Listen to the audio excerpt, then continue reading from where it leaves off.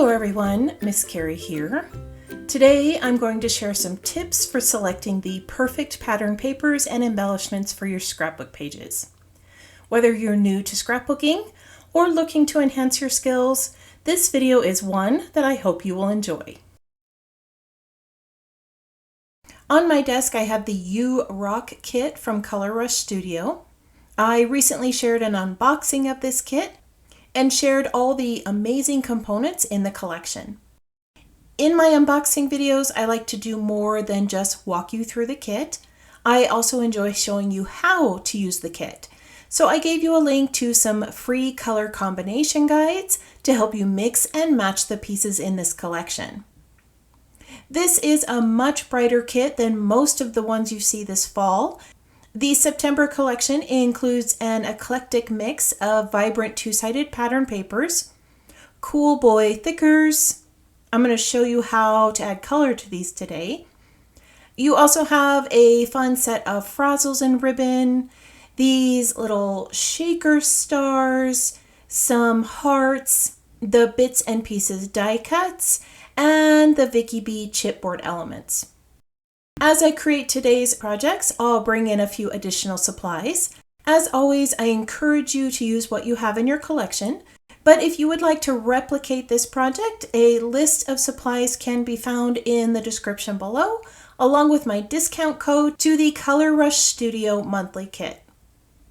Let's get started with the project. I'm going to start with these two pattern papers.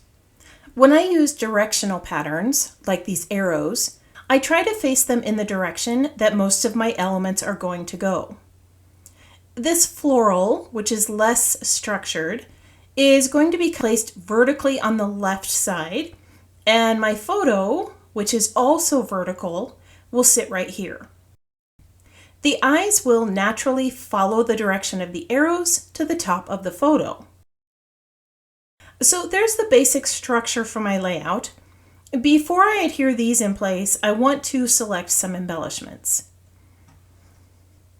Your embellishments should enhance the focal point of the page and add to the design.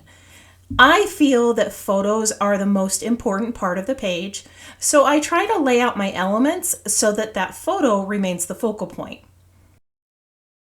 I'm using these floral die cuts to create directional flow across the photo. These large pieces are known as anchor points. Anchors are usually large elements that are repeated throughout the layout and help connect the other items on the page. Black is a great neutral color for bright colors, and these Vicky B chipboard pieces have some wonderful elements that I can use. As I addition these pieces, I'm also thinking about other elements that I want to add, like the frazzles ribbon.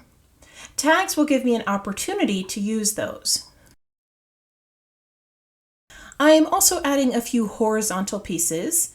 With all the vertical elements on this layout, I need to guide the eye to some stopping points, and the horizontal tags will do that for me. So there's a very basic guide to how I select paper and embellishments for my page.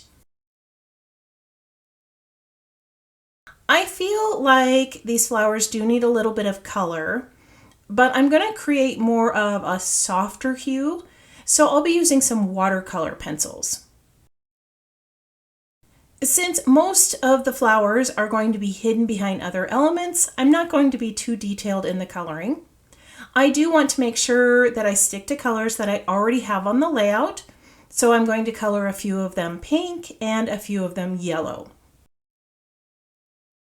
These distress pencils are really easy to use.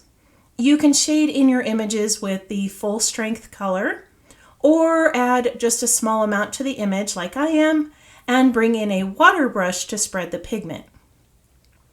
You can also use the tip of the pencil like a paint palette, and you'll see what that looks like here in a moment.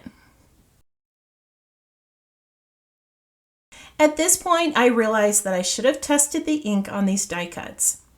The ink started to spread and fade when I brought in the water. This could have been prevented with a coat of gesso, But at this point, there's really no going back. I could fix it by using a black marker to add the outlines again, but since most of this is going to be tucked behind other items, I'm just going to leave it for now. If it bothers me, I'll fix it later. As I finish adding color to these, I would love it if you took a moment to tap the thumbs up icon if you're enjoying today's scrapbook tutorial. My goal with each video is to show you how to use the craft supplies you already own and help you elevate your paper crafting projects. If this is something you enjoy, take a moment to subscribe to my channel too. Let me know in the comments below that you're a new subscriber so that I can welcome you. All right, now that the flowers are all colored in, I'm going to set these aside to dry for a moment and then I'll add them to the page. Off camera, I added some stitching with my sewing machine to the yellow floral strip and around the photo. The stitched frame really makes that photo stand out, doesn't it? I adhered the flowers and chipboard pieces in place and decided that those clusters needed some larger anchor points. I also felt like I needed to bring in a little bit of whimsy and soften the layout a little bit. I chose some black circle shapes because I know that mixing sharp angles with softer shapes will change the feeling of a layout. Sharp angles give your pages structure and create defined lines for the eyes to follow. The frames, the paper strips, and the arrows all have sharper angles. Smooth curves give your page a softer feel, can bring some feeling of cohesiveness, and add a bit of whimsy to the design. The shapes you select for your page help tell the story behind the photo. To bring more color to the layout, I am adding a few of the little hearts from the kit, and I'm going to bring in more flowers. The kit itself only had 2 of those larger die cuts, so I just added some coloring to these mason jar flowers, cut them apart, and I'm going to tuck them into my clusters. I am repeating these items in both clusters because repetitiveness brings balance to the design. As I finish adding these pieces to the page, I'm going to tell you the story behind this photo. Our daughter decided that she wanted to learn how to golf because she wanted to spend some time with her new husband who enjoys golfing. She sent me some really fun photos of her attempting to learn the sport, but this was the photo that made me laugh. This is her sitting in a golf cart enjoying her iced coffee. This was probably the best part of her day. All right, now all I need is a title. My first thought was to bring more color to my page, and I created an ombre look on the foam letters. I mixed spun sugar, picked raspberry, and lemonade inks together with blending brushes. These letters look so cute, but the minute I placed them on the page, I knew that they weren't going to work. Here's why. Most of the items I chose are black and white because I wanted to make sure that the eyes were directed to that photo. The minute I placed the title on the page, my eyes diverted from the photo right to the title. The colors were so bright and bold, and the title suddenly became the focal point. I decided to shade these with black soot ink instead. Adding a darker color to this part of the page also created a third point in a visual triangle.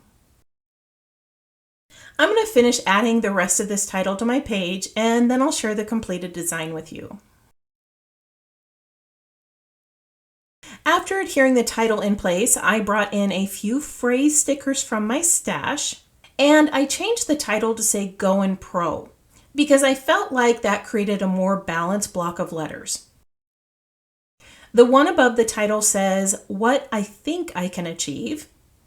The one on the arrow over here says learning this. And at the top, I placed one over a chipboard tab that says was pretty darn good. I also brought in a third pink heart to the title and a few black enamel dots from my collection as well. To finish off the design, I added a twine bow to that tag. My goal today was to provide you with tips and tricks for crafting a well-balanced scrapbook layout. We talked about the significance of pattern direction, how to match elements to your photos or story, and creating balance with embellishments. I also shared some ways to make your photo the centerpiece. After all, those memories are the most important part of the page. If you're one who enjoys pinning projects to inspiration boards, I've added still shots of this project to my website, social media posts, and my Pinterest board for you to use. For more ideas using this kit, head on over to the Color Rush Studio group on Facebook. I want to thank you for joining me today. I hope this project inspired you to try something new. If you have any questions about the project or supplies I used, feel free to post that in the comments below. I hope you have a wonderful week, and I can't wait to see what you create.